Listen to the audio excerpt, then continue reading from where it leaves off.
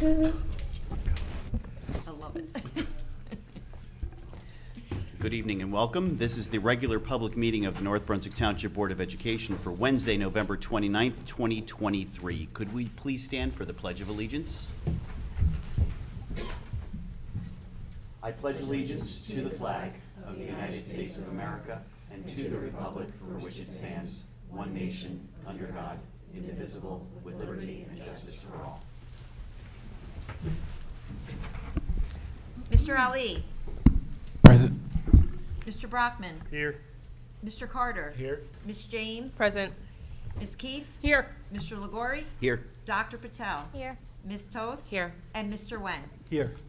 We have a quorum. Thank you. The New Jersey Open Public Meetings Law was enacted to ensure the right of the public to have advance notice of and to attend the meetings of public bodies at which any business affecting their interests is discussed or acted upon. In accordance with the Open Public Meetings Law, the public notice of this meeting, which included the time, date, and location, was distributed by 3 p.m. on Sunday, January 29th, 2023 in the following manner. Posted on the bulletin board reserved for announcements in the board office, 25 Linwood Place, North Brunswick, mailed to the Home News Tribune, the Sentinel, and the Clerk of the Township of North Brunswick, and delivered to the 9 duly elected board members.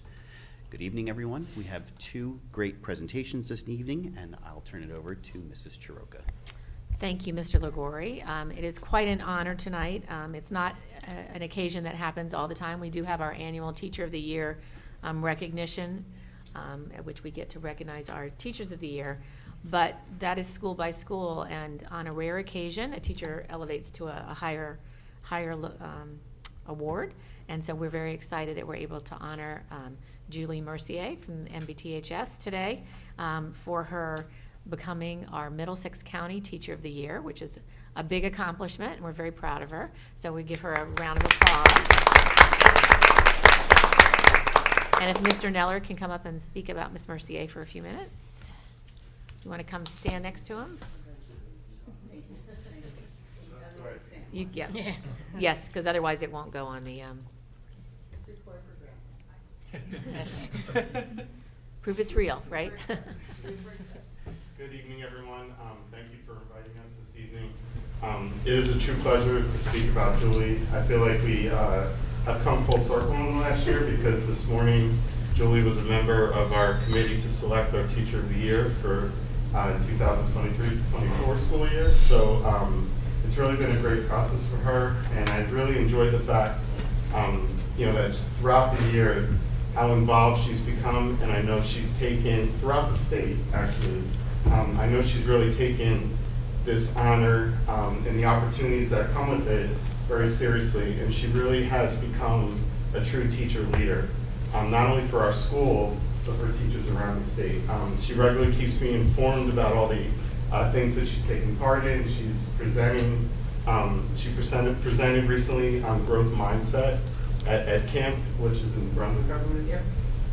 Speaking to teachers about the growth mindset, which is something at MBTHS that we've really strived to build among our teachers, is having that positive feeling that students can succeed no matter what. And Julie's really taken leadership of that, not only in our school, but like I said, around the state. And we're really honored for everything she's accomplished and everything we know she will continue to accomplish.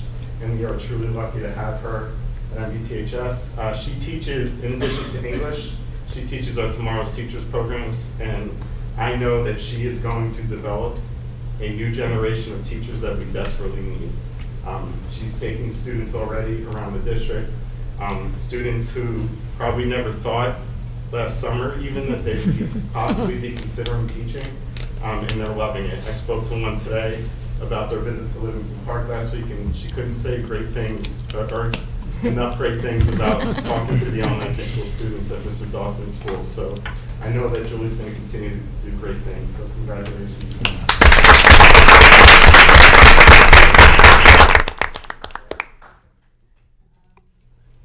Okay, sure. This process has been it's really overwhelming and amazing. I would love to say that it was all me, just kidding, no, not all me at all. When you win at your school, which is great, you get invited to apply for Middlesex County Teacher of the Year. That's not small. And I was able to complete that and win that. And then when you win the Middlesex level, you get really invited and encouraged by your superintendent to go for state teachers year. And I just need to give massive shout outs to Patty Van Langen, who is an incredible mentor and friend. Listen to every essay and every video. Jason Swain recorded all of my videos. This is not a small process, but don't worry, because no one is allowed to not do this process after I've done this process. And when I was honored with Middlesex County Teacher of the Year, Mrs. Stroka said, "I hope you do the state." And I said, "Oh, sure, yes, of course, yes, I'm in." And then I saw what that application entailed, and then I did make it to the finals, which was just a really, really, really great professional experience. But I work with the NBTHS English department, and we are extremely competitive combined with camaraderie. So all of those people were involved in this process. I found out I was number 2. Which is great, Wow. which is great. I don't know if I really wanted to win. I have a 14-year-old and a 16-year-old. But honestly, it just, teaching is tough, as we all know. And Mr. Neller makes it a lot easier, and my supervisor makes it a lot, and Beth is great. I love that Jace is in the room. It is, I laugh every single day, and I have a great time, and I hope that what we're doing in this district just continues, because we're doing really, really, really great things in a culture that doesn't necessarily celebrate us, so we celebrate each other. And I feel like that's what it's about. I'm excited that my daughters are here. You are the greatest thing I've ever done, and my husband is the greatest choice I've ever made. So, thank you guys so much. So stay there for just a minute. Stay up there for just a minute, and then we'll come take a picture. But Mr. Liguori would like to read a resolution for you, official, that will go into our minutes. So be it resolved by the Board of Education that the following resolution be approved. Whereas the Board of Education recognizes the efforts of all staff members and wishes to acknowledge its appreciation for the services rendered to the students and citizens of North Brunswick. And whereas the Board of Education recognizes the efforts of Ms. Julie Mercier, English teacher grades 9 through 12, who has been chosen as Middlesex County Teacher of the Year. We congratulate Ms. Mercier on this honor. We thank Ms. Mercier for her passionate efforts to support all of our students, especially in all of her efforts to assist students in getting accepted to their college choices, and for her work inspiring future teachers as the advisor to the Tomorrow's Teachers program. Whereas the Board of Education of the Township of North Brunswick does hereby express its warm appreciation and heartfelt thanks to the dedication and faithful service of Ms. Julie Mercier and for her tireless commitment to the North Brunswick School District community. Now therefore be it resolved that this public acclaim be given to Ms. Julie Mercier for her exemplary leadership at North Brunswick Township School District and for making a difference in the lives of her students. Be it further resolved that this resolution be spread upon the minutes of this Board of Education and that a copy of it be given to Ms. Julie Mercier, and we are incredibly proud of you.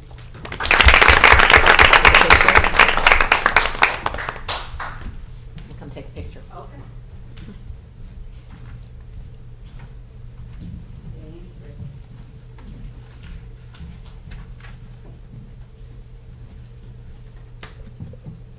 Thank you. Okay. Now we're going up, where are we going? Wherever you guys go. Okay. You should be right centered, yeah. Or would be centered over the.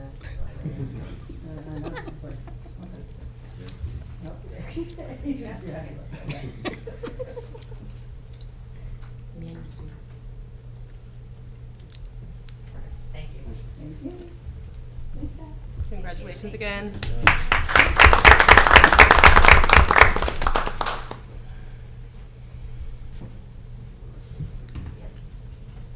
We figured since Mr. Neller was here that we would take advantage of him and have him do some more presentations.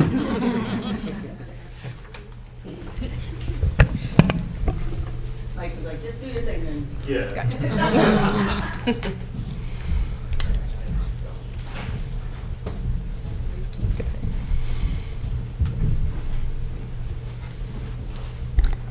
So, Mr. Legori and board members, one of the required reporting pieces is our graduation rate. And as you know, Mrs. Chang presented the last couple of months on different test scores. And so this month, Mr. Neller is presenting on the MBTH graduation rate and then some other initiatives that are going on at the high school. Thank you.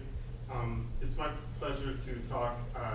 This has been a passion of mine since I became the principal at the high school 6 years ago, was to not only improve our graduation rate, but to stabilize it. And I feel like we've gotten to that point where we have the systems in place to keep our graduation rate where it is. And I do want to thank the Board of Ed for all of their support throughout the last 6 years in providing programs that have made that possible for us.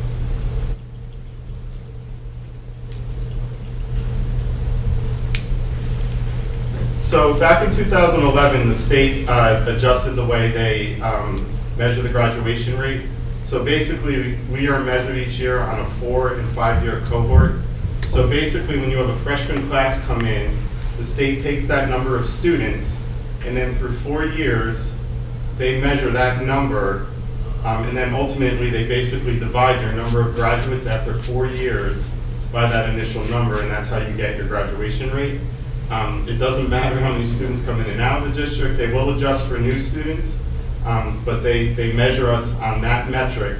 So that's why we tell freshmen from the second they come into the high school, everything you do counts, and we need you to graduate on time. So we really work with them on that because of that metric. And the state also does measure a 5-year, which is basically students who may not graduate.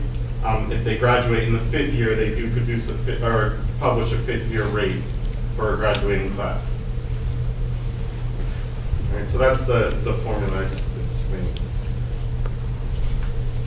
So the 4-year cohort for our graduation rate, I do want to note that in 2017, we had an 80.9% graduation rate, and I became principal that following fall, and that's why I said it's become a real passion of mine to never see that happen again. You know, it looks bad for the school. It didn't truly show how hard we work to try to help those students. And I said to myself, we're never going to have a rate like that again. In 2018, we went up to 89%, or in 1 year we had a 9% increase, and then we have been in the 90s ever since. So you can see 2020, we had 93.2, and then all the way up to last year. And you can see that's where I'm talking about we really tried to stabilize, because we've been around 95% for the last 3 years. So like I said, I really do appreciate the programs. We're about to start our Saturday credit recovery next weekend for our seniors who unfortunately failed a course in market period 1. They will now come to school on Saturdays to make up assignments in order to be able to bring that grade up to passing. So we do have Saturday school for them. I will say though, the class of 2024, they have the least amount of students who failed the first market period class since we started credit recovery back in 2018. So we're also very excited at the possibility that students are finally getting it, that we're going to make you come to school on Saturday if you fail. So we're hopeful that that will continue throughout this school year and next year as well. AP testing takes place every spring. So I had the opportunity over the summer to analyze our AP testing scores. So AP testing are college level exams administered by the College Board. Students take an AP class the entire school year, and they culminate that in May by taking the AP test. They are rigorous college level examinations. They give an opportunity for students to learn what it's like to take a college level examination, and also the opportunity to earn college credit for it. So the AP tests are measured on a scale of 5, 3 to 5 is passing. The College Board considers 3 a passing grade. Students who earn a 4 or a 5, which means they really excelled on the AP test, get the opportunity many times, as long as their college will accept it, to earn college credit for the course that they took. So it does give students an opportunity to take AP classes if they take the exam and earn that higher grade, to get an opportunity to earn credit before they even get into college. So it's something that we really encourage our students to do every year. Courses where we excelled in 2022 and 2023, we have over 20 AP courses. These were the courses where students performed the highest. AP Bio, we had 91.7% of students who passed the exam with a 3 or better. AP Calc was 96.8%. AP Chem was 92.9%. AP Computer Science was 90.9%. AP Spanish Language and Culture, 100% passing rate this past school year. Wow. So I will mention the teacher. Her name is Rosa Perez. I wrote her a letter, congratulating her over the summer, because it was 16 students in that class, but they were very nervous to take that test, and she assured them that they would do well, and she really prepared them, and they had a 100% passing rate. Also, not on this list, but AP English Lit and Composition, which we usually get a very high percentage of students who take that course, 83% scored a 3 or higher on that exam. Did I just shut it off? Oh, that's right. Okay. All right. So in addition, you can see here that the students, obviously I just read the percentages of students who scored 3 or higher.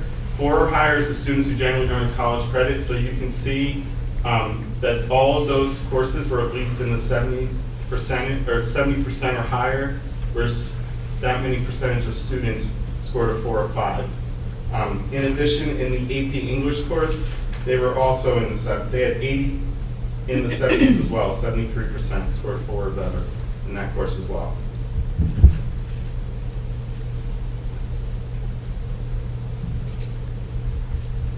And that's it for test scores.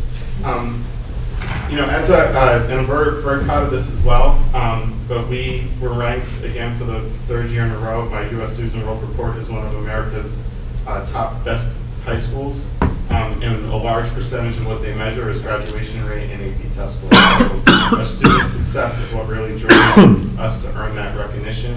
Something we're very proud of at the high school, that we've been recognized as one of America's best high schools by the U.S. Students Enrolled Report again this year. So we're really excited about that.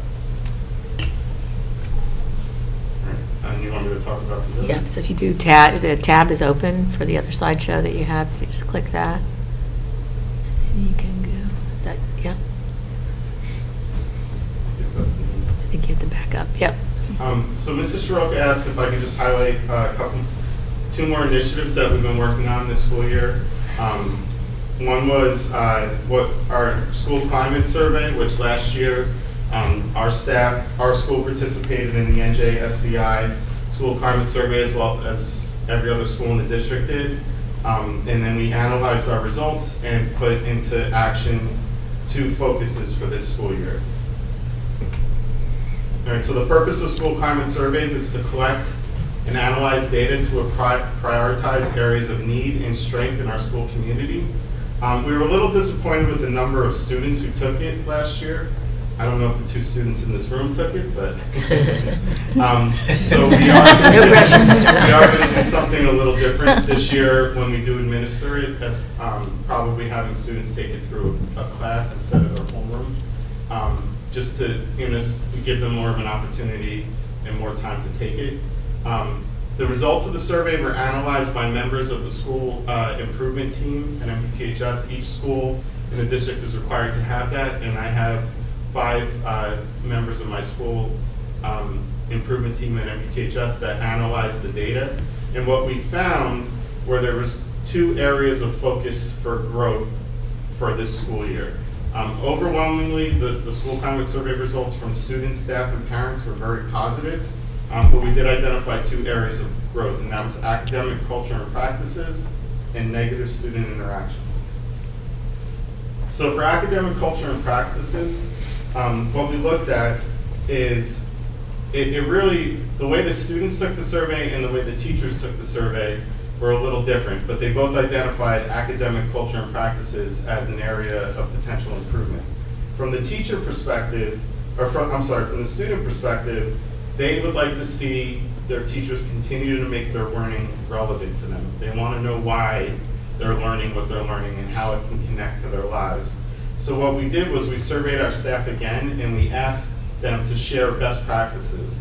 What are they doing in their classes that they think make learning relevant to their students? How are they trying to connect the learning to the students on a daily basis? And then we shared it with them, with all the staff at our opening faculty meeting this year. So if you clicked on that link, it's the link to the responses that the teachers gave, and then we shared it with everyone in case they ever wanted to just take a look and see if there's something that another teacher's doing in another subject area to engage their students that they may want to try in their class. From the staff perspective, coming out of COVID, we wanted everyone to be successful. We wanted students to recover. So we did, have lower academic standards coming out of COVID, which, most schools did, around the area. So we're building back our rigor and our expectations, and that's something that teachers expressed that they would like to see continue to happen. So one thing we're doing this year is we're going to have a grading committee made up of teachers and administrators later this year to make recommendations for any possible changes to our grading system, which would go into effect next year. We always have to go by the due date of our student handbook, so we have to make sure we do that before May, so we can print it for parents and students to be able to see. So that's something we're going to work on.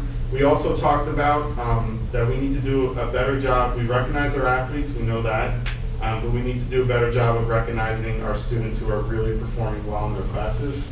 So right now, the administrators at the high school we're working on, we're going to make it more, we're going to do a better job of recognizing our students who are making honor roll and high honor roll. So that's something that we're going to be working on over the next couple of weeks. We recognize the students in the market period, but that's only a total of 12 students. So we want to do more to highlight the students that are really performing well in their classes. So that's something we're going to work on as well. Unfortunately, and social media has only made it more easier, but students can be mean to each other. We know that. So that was a concern. That was the one category in our school climate survey where parents, students, and teachers all agreed that kids can be mean to each other. So we did a very similar thing that we did with the academic practices. We asked teachers, what do you do in your classrooms to spread positivity? What do you do in your classrooms to get kids to be respectful to each other? And we shared that as well as best practices. So if someone's, has students who are maybe not getting along in a group, is there something they can do differently to try to change that and encourage them to be more positive with each other? So we shared that as well, but we also have been doing a lot of work this fall through a number of initiatives to build better relationships with students. We believe teachers can be the role models for students on how to behave appropriately in classrooms and how to show respect and get along with each other. So we've done a lot of PD on building relationships for our staff through Capturing Kids' Hearts, which was a program we had in August, and then Nurtured Heart Training, which was just offered by UBHC to our teachers over 2 meetings after school over the last month. We also revamped our PBSIS program, our Positive Behavior Support Program, and we're asking teachers this year to focus on specific things in the classroom. So if they want all students, to in a group setting to be respectful and appropriate to each other, if they see that happen, they can reward students for that. So we're trying to be more focused with our rewarding of positive student behavior through our PBSIS program as well. So that's another way we're trying to encourage better student interactions. My principal's advisory group is working on some videos right now that they want to share with students about appropriate behavior with each other. So that's another way through our TV news that we're hoping to spread messages of have better student interactions with each other in our school. All right, and lastly, our district as a whole has been working on improving our attendance. We recognize that, especially after COVID, it's been harder to get some students back to school. So in 2022 and 23, 31% of MPTHS students were identified, according to the state measurement, as chronically absent. So we put together at our school this year a core team of me, the APs, the deans, the assistant principals, staff focused on attendance, so our attendance clerk and our attendance officer, counselors, CST members, and coaches that have come together to work with our students to identify them before they become chronically absent. So that's something that we've been doing. We've been raising awareness. We're sending home letters, starting with the second absence. Administrators, starting with the fifth absence, will call home and schedule meetings with parents, whether it's virtual or in person. Setting up meetings with the families to discuss the importance of coming to school and trying to get students in school every day. And then we have identified teacher coaches who, during their duty period, they will work with the students who we're most concerned about with their attendance, and they'll be meeting with those students to try to come up with a plan to get them to come to school. We're using rewards and different incentives to try to encourage students to come to school. And it's another reason why we're really focused on building relationships with our teachers, because if kids like their teachers, they're going to want to be in school. And we really believe that. So that's something we're working on. We also have a pilot homeroom in grade 10. They were all students who were chronically absent in 9th grade. And we're working with them. They have different incentives for coming to school. And so far, those students are coming, and they're not absent the way they were last year. And if that works, then we're probably going to extend it to the other grade levels next year as well. And we're using PBIS to reward students for improving attendance throughout the school year. So I just wanted to share some of the initiatives this year at the high school. Thank you. Thank you, Mr. Naylor. Anybody want to make any comments or any questions? I have a question. What are some of the incentives that are being offered to the children for the absenteeism? Well, we have, this year it's an online reward system for PBIS. So we have a dean, Allie Ruiz, and a teacher, Ashley Doyle, who monitor it. And they actually deliver prizes to students in their classrooms, which, believe it or not, they like to stand out like that. So we're doing rewards like that. We're gonna do, I think we're organizing a movie for students who have improved their attendance that were on the chronically absent list from last year. So we're gonna do a movie and popcorn for them in the auditorium. We're probably going to do a breakfast for them later in the school year. Just like we want to do more with the recognizing students who are really doing well academically, we want to recognize those students as well for their improvement in their attendance. Thank you. I was going to say this is all awesome and really nice to see. Just in thinking of like the terms of chronic absentee, school climate, and just how the students are interacting with each other. So when I was working on climate teams in Plainfield and in New Brunswick, a lot of the variance we saw, like when the schools improved, they either had this critical mass where everybody brought into like the overall goal, and you saw this shift over time. But also in New Jersey, we have the New Jersey Alliance for Social, Emotional, and Character Development, and they charter and they have these different things that are called like schools of character and districts of character, and they're all encompassing of like PBIS system of support. So I'm just thinking, like, I know at like the high school level and some of the schools that we're right on that cusp, those are like type of long-term goals that working within the school, working within district to get those designations, they really show that, okay, we're encompassing these things, but they're also showing that we're working to really embed that within our district. So, I just think we're there, and that's like something to really look into and it's free, and it's just really, working with the folks you have. So, thank you, and just keep going. No, thank you, I appreciate it. We have in the past worked with Rutgers. That's actually where our PBI's program came from. Over the years, we kind of drifted away from it, but I did have a couple administrators attend one of their trainings, so it's something we might be looking to get more involved with Rutgers again. We have in the past been awarded schools of character for different things we do, like the ESL high tea that we do. We were awarded a school of character for that a few years ago. So it's definitely something that we're keeping an eye on. Thank you. I have one question. One, congratulations on those numbers. They are stellar. I think we all should be proud of that. And I just have a question about the pilot program for the high schoolers. Is that a blind study to them? Like, do they know that they were all chronically absent or not? I'm really curious. I believe that they know. And the one They reason do I know. can tell you that I know is when a student hits 16 absences, Yeah. according to our student handbook, we take away their credits. Oh. And we've been very lenient in the past few years, especially since COVID. Mhm. So last year, we only took away credits from students who had 30 or more Okay. absences. So I can tell you that quite a few students in that homeroom met with me with their parents over the summer, and I was generous in restoring credit. Right. With the stipulation that I would never do it again. And so they're now in that, and we talked about their absences obviously being a major cause of why they were not performing well academically, and then they were placed in that home. So I'm pretty sure the Are word aware. is spread. Got it. And they know why they're there.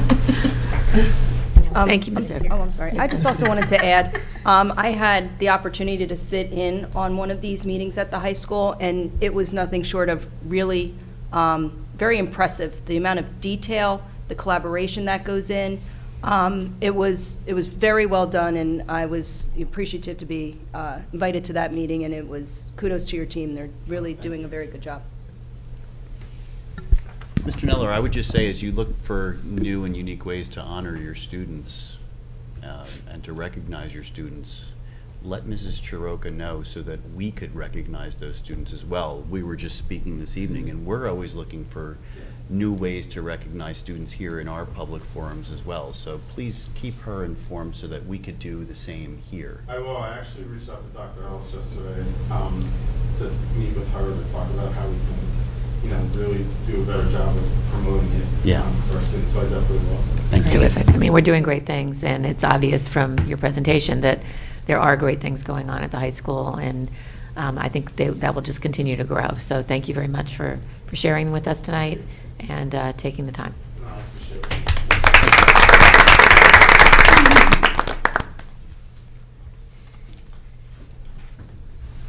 Okay, folks. Mr. Wen, would you move on item number 6 for us, please? Sure. I'd like to make a motion to approve the following board minutes. Regular public meeting, October 18th, 2023. Executive minutes, October 18th, 2023. All in favor? Aye. Any opposed? The minutes are accepted. Thank you.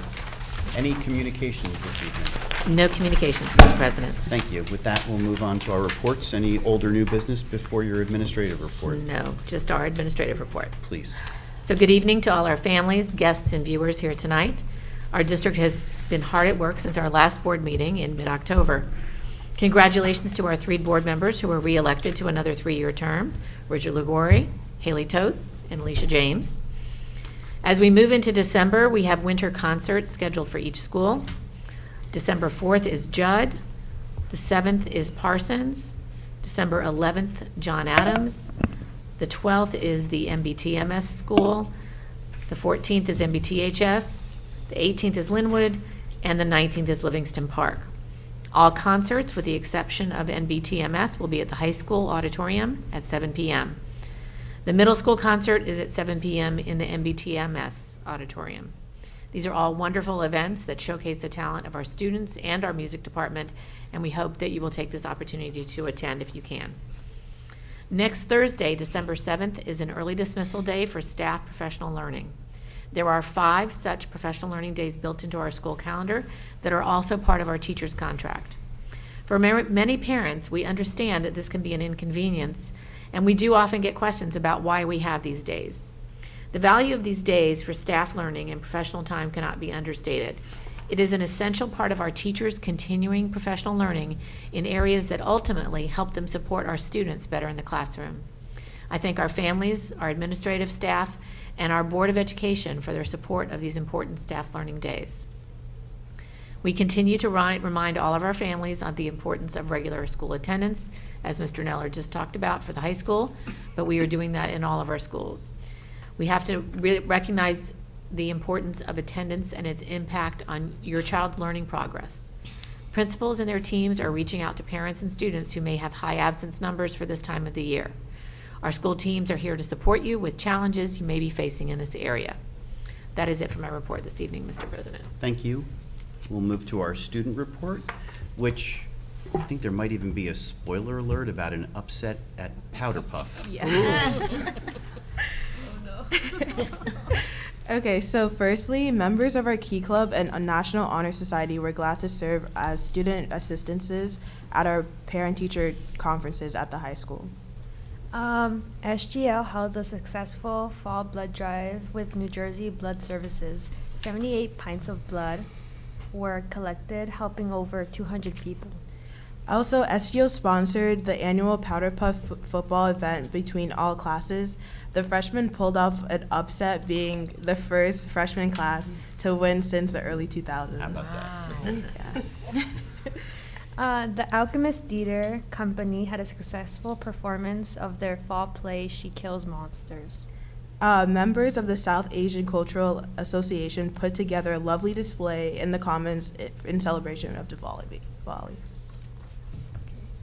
Members of the Human Rights Coalition are raising funds for Doctors Without Borders by selling stethoscope pins to the students and staff. Yeah, that's it. That's it. Thank you. It's a busy time. You guys are doing a great job keeping us posted on everything. Thank you. We'll move to our committee reports, and let's start with education. Dr. Patel. Thanks, Mr. President. So the Education Committee met on November 15, 2023. The committee reviewed the results of NJSLA. The district is looking to establish an ELA task force committee for kids K through 4, multi-language learners, and special education. The district is also looking at new options for a pilot program for the science department for kids K through 4. Coordinators presented on November 15 at the Middlesex County Curriculum Council, and the presentation was very well received and it went well. The SOAR subcommittees are moving into year 2, and they've established a community involvement program. The district is also continuing planning for the preschool expansion program for the 2024-2025 school year, and the committee also had a second reading of the policies that are stated in the agenda. And that concludes my report. Thank you. Business operations, Ms. James. Surely. The Business Operations Committee met on Wednesday, November 15th. As to the ROD grants, for which we have been preliminarily approved, the district is still awaiting our final estimated cost from the DOE, and then it will be required to be submitted to the SDA for approval. At the high school, we discussed the ongoing work that has been undertaken for 10 of our Seasons 4 units. We will have another change order reflected on the agenda, all that's starting at page 19 on the agenda tonight, to cover additional expenses as it relates to the actuators and dampers. Hannah's assessing the 500 wing to address the piping issues there. This is an issue to be addressed to avoid leaks and to ensure that we have proper heating and cooling. We have physical units to utilize if needed to ensure temperatures are comfortable for our staff and students. As to the high school's TV studio, per the vendor, this is expected to be completed by February 2024. The varsity baseball field has had some work done with the aligned mount with home plate earlier this month. Regarding the pool project, we received a $70,000 grant to conduct this work. However, the total cost is estimated to be above that, around $110,000. Therefore, additional funding is needed to close this gap. That is also reflected on tonight's agenda. The paneling has been taken down, and we are trying to address the ceiling as a primary priority. The grant is putting a huge dent in the work to be completed. However, the board will be motioning, as I indicated for tonight, the use of pool revenue funds and maintenance funds to cover that balance of $40,000. As for the middle school, we discussed that we need to approve an estoppel certificate, also being motioned tonight, related to the middle school solar project. At Linwood, we again discussed the chillers project. After close review, we are amending the project costs. We have been communicating out that we have been exploring the most appropriate chiller for this site, considering the two source options and the sounds that can be emitted based on our selection. We have our engineer of record who has looked at the project with ideal completion in the summer, barring any unforeseen supply chain issues. As for the roof, we are finalizing details such as where we do stage, when we will start the work, as far as the time of day. And district leadership will be having another meeting with all stakeholders to determine the details to minimize any inconvenience to our students, families, and staff. As for our elementary schools, the LP playground equipment is to be shipped this week, which was November 18th, so last week or the week before. We are discouraged that we're expecting a November installation, but are eager to receive this as quickly as possible. Parsons playground equipment was ordered by the township to replace the equipment which was taken up. We are still hopeful to have fruitful conversations in that regard, regarding the district's ability to use such equipment. Courtyards are being analyzed out of our Fund 63 account, and we are in receipt of an LP site logistics plan from Matrix New World. Upon further review and discussion, we hope to modify an entry-exit plan to eliminate the car traffic and pedestrian traffic to ensure the safety of our building and also to increase parking at that location. The committee discussed our short-range facility plan. Our last long-range facility plan was completed in 2021. We overviewed the plan with the committee, and we are thinking ahead to work through our 3 to 5 year plan in conjunction with our architects. Data gathering is required to prioritize our needs and to maintain our facilities in a fiscally responsible fashion. The district has been invited to partner with the Tarenga program to assist with our newcomers, and that conversation is ongoing. The committee also began looking closely at our transportation costs to determine if efficiencies can be maximized in that area. That conversation is also ongoing. Finally, we reviewed our respective accounts to ensure fiscal health so that we are prepared to meet the needs with numerous upcoming projects. And because the district has not engaged a demographer study in quite some time, we are also considering beginning that process to have a look at our demographics, areas of increase or decrease, and to plan to meet the moment as our populations expand. And that concludes my report. Thank you. Backwards chronologically, 5 p.m. meeting. Mr. Wen, Human Resources. Thank you, Mr. President. The Human Resources Community Relations Committee met on Wednesday, November 15th to discuss various personnel and community topics. Firstly, for all those on tonight's agenda who are resigning, the board thanks them for their service and wishes them well. As of Wednesday, 2 weeks ago, there were still a number of openings in the district for the current school year. Openings have been posted on our website and on social media. We discussed the status of these positions as well as the different options being looked at to fill these positions. We also discussed upcoming leaves of absences, 6 teaching periods, stipends, and updated job description for webmaster position. And finally, we had our first and second reading of a number of updated policies, all of which are in tonight's agenda. And that concludes my report. Thank you. Mrs. Keefe, anything to update us on regarding negotiations? None at this time, Mr. President. Thank you. And Ms. Toth, a bunch of us attended a Middlesex County School Boards Association meeting last night. Would you like to update us? Yes, happy to attend that meeting. It was yesterday evening, as Mr. Liguori had mentioned. So we received a greeting from our New Jersey School Boards Association Vice President for Finance, Dr. Tom Connors, who spoke a bit about the Attorney of the Day program that NJSBA offers. It's a program on their website through the Services tab and then the Legal tab. Essentially, they have an attorney on demand that could essentially provide accurate answers on school law. Of course, cannot give us legal advice, but we could ask questions to this attorney. We then received a Board of Directors update from Lou Hong, who is from East Brunswick Board of Education. He is the delegate for the Board of Directors. He spoke a bit about finance and some improvements for next year. He also discussed the Unsung Hero Award that the Middlesex County School Boards does every spring. and he also spoke about the addition of some field service representatives for us in the near future. We then received an update from Patty Rees, who is our current field service representative. She spoke about state mandated training, obviously the programs and trainings that we all have to go through as elected officials, being on school boards.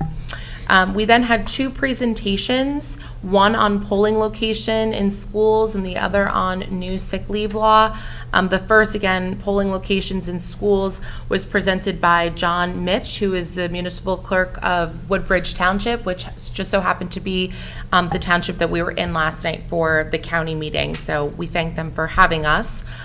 They talked a little bit about different basically laws and recommendations if we are utilizing our school buildings when it comes to voting and having, polling be done in our schools.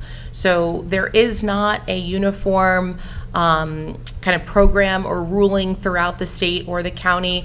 They're working on legislation, we've heard, legislation to potentially close on primary day, as well as election day, but again, very up in the air right now. But again, great presentation and good to be a part of it. And then the last one was actually on the new sick leave law, which was presented by one of our great attorneys from Bush Law Group, Aaron Mandel. His presentation was great on the new sick leave law.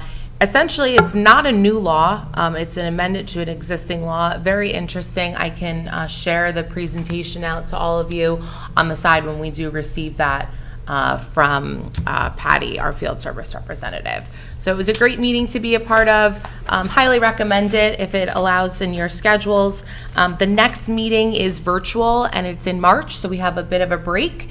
And then the Unsung Heroes night is in April. And that concludes my report for the county meeting. Mr. Bush, kudos to Mr. Mandel. He did a great job presenting last night. Yeah, I appreciate that, and I'm going to make sure I mention that to him when I speak to him later. Yeah, tonight. please do. Thank you. Mr. Ali, would you like to move on item 9 to approve all the reports we just heard? Okay. I would like to make a motion to approve our administrative reports, our student report, and our committee reports.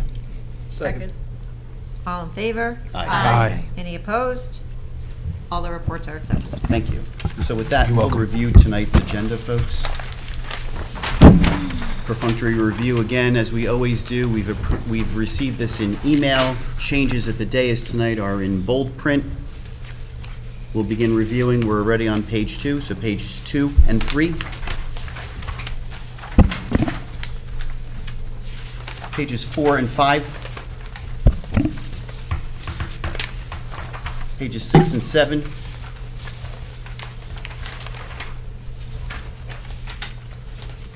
Pages 8 and 9.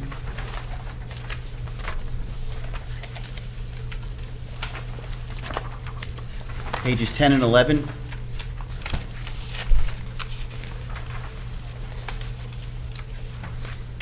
Pages 12 and 13.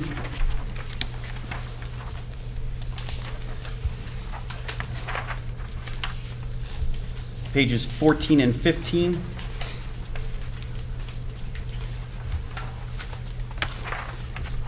Pages 16 and 17.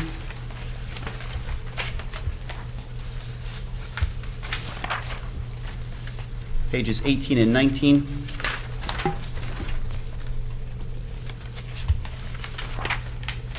Pages 20 and 21.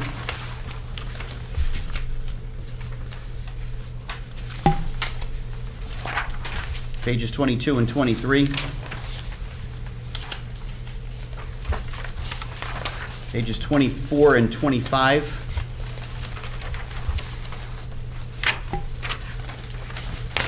And pages 26 and 27. Any questions on the review of tonight's agenda? If not, we'll bounce back to page 2. And we're on item 11. We'll open it up to the public with any questions on tonight's agenda only. You'll have 3 minutes if anyone would like to approach.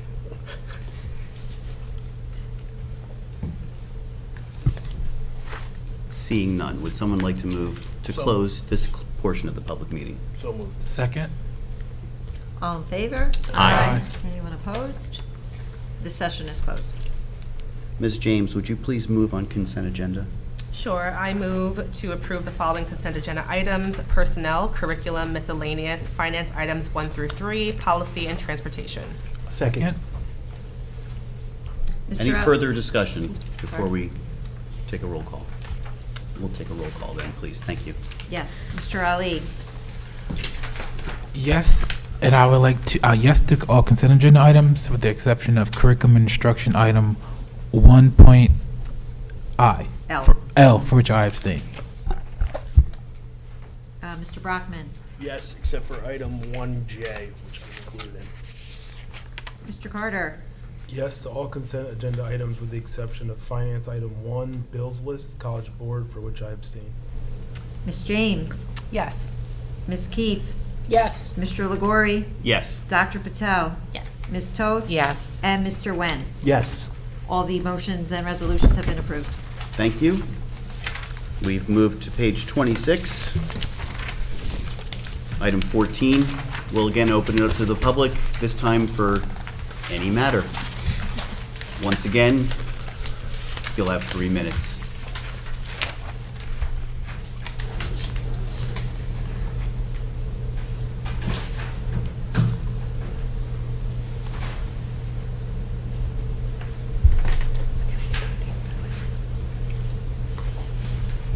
Hi, everybody. My name is Beth Pasner, president of the North Brunswick Township Education Association. The NBCEA just wanted to wish everybody a happy Thanksgiving. I hope everyone had an enjoyable holiday, and to extend our congratulations to the 3 newly re-elected board members. Congratulations. We look forward to working together and continue to working together with the Board of Ed. Thank you. Thank you. Thank you, Beth. Thank you. Anybody else this evening? Seeing none, would somebody please move to close this portion of the public hearing? Second? I'm sorry, second. Thank you, Ms. Toth. All in favor? Aye. Anyone opposed? This public session is closed. Thank you, and with that, we'll be going into closed session. Whereas Section 8 of the Open Public Meetings Act, Chapter 231 PL 1975 permits the exclusion of the public from a meeting in certain circumstances, and whereas this public body is of the opinion that such circumstances presented do exist. Now therefore be it resolved by the North Brunswick Township Board of Education that the public shall be excluded from discussion of and action upon the hereinafter specified subject matters. The general nature of the subject matter to be discussed is as follows: personnel matters. It is anticipated at this time that the above stated subject matter shall be made public at such time as the need for non-disclosure no longer exists. This resolution shall take effect immediately. Would someone please move to go into closed session? So moved. Second. All in favor? Aye. Anyone opposed? We may go into closed session. Thank you, everybody.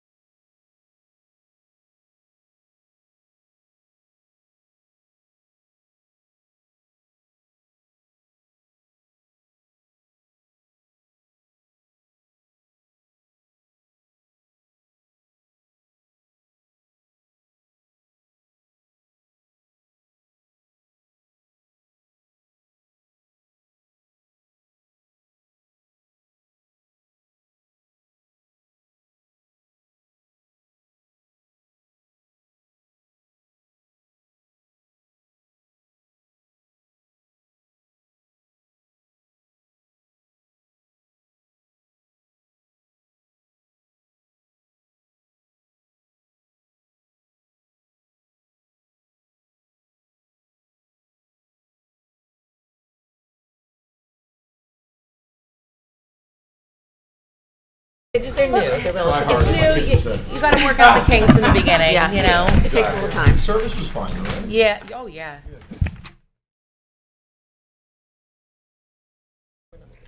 We get a motion to go back into open session, please?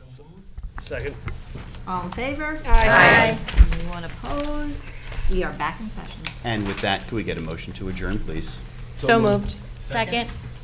All in favor? Aye. Any opposed? We are closed. Have a good evening, everybody. Thank you, everyone. Back to work. And then you have to go to court tomorrow? I'm available.